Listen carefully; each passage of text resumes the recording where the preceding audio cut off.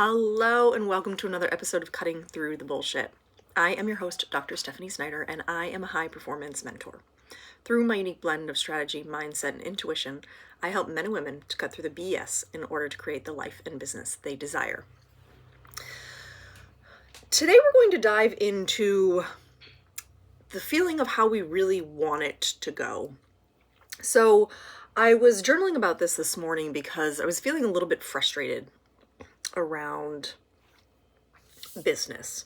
I'm just going to be very transparent about the whole thing. I usually am. I say usually. No, I am. I don't know why I feel like I have to say it out loud, but I do.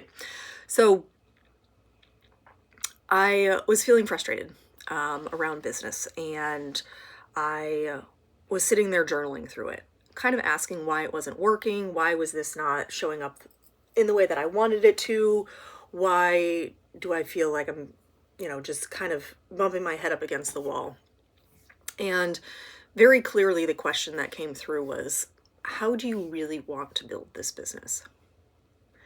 And I knew the energy that I was in trying to build was actually not how I wanted to build it. And so it gave me the chance to actually sit there and refine what it looked like. How do I want to show up in the online space? How do I want it to feel to actually build it going forward? Because I truly do believe the last couple of episodes have had very different energy, partly because of the year of the fire horse, but partly because of internal shifts that I've been working through myself. And so there was really the opportunity to sit there and reflect. How do you actually want to build this? Because I have spent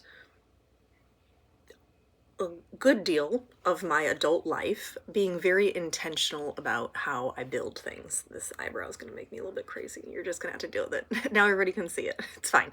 It's totally fine. So when it comes to this, how do you actually want it to build? How to build it? How do you want it to feel? Because if you're looking to receive more money and gain more clients, if there is a version of you that believes it's going to unfold in this really, really beautiful way where it's fun and it's energized and it's joyful and it's all this, but in the moment you feel like you're performing and you're forcing, that's not going to get you the results that you want. That's going to just kind of stop you in your tracks. And so it's about being in the energy in which you actually want to receive, because that then signals, okay, hey, this is actually how we want to do it. Bring us more of this success, right? One of my mentors, Melanie Ann Layer, she has the brand Alpha Femme. She's incredible. I love her. She's amazing. And she often talks about how our potential clients may be energetically shielded from us until we're in alignment, and then we have the opportunity to actually receive them the way that we do. And I 100% believe that that is in place kind of for our own protection, where we're like, okay, well, it's when you're trying to make money from this stressed place, it comes through that way. When you're receiving money in a more aligned fashion, that also comes through. The energy is very, very powerful, and we're seeing that really unfold even in the last few years, but it's becoming more and more commonplace where people are talking about the different kinds of energies and everything else. And so I really want to encourage you to sit down and say, okay, if I'm growing this business, or I'm in motherhood, or I'm in my marriage, how do I really want it to feel? What do I want this relationship to really be about? And how can I show up in that space now so that when the thing comes through, it is actually in alignment? And that really takes an honest conversation with yourself. You really have to sit down and say, okay, if I'm going to build this thing, how do I really want it to feel? If I'm going to be in this relationship, how do I really want it to feel? And yeah, sometimes your feelings can get a little bit garbled, right? But if you're a sacral authority like I am, that's human design stuff. If you're a sacred authority like I am, you're going to have a very clear yes and no feeling in your body. And that is going to give you the yes, let's move forward, no, let's not.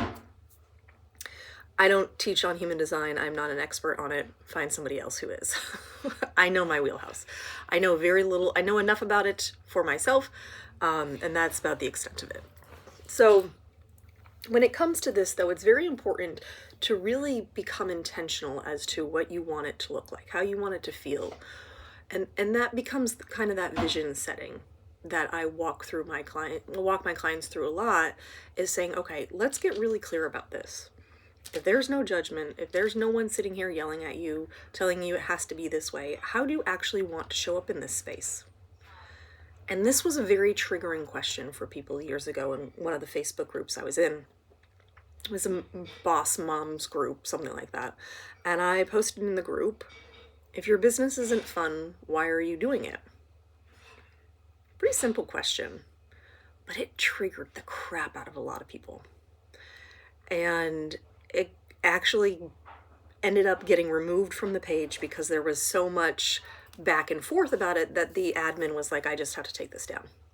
And I thought, that's really sad, right? You have to take down something because I talked about joy. If it's not fun, why are you doing it?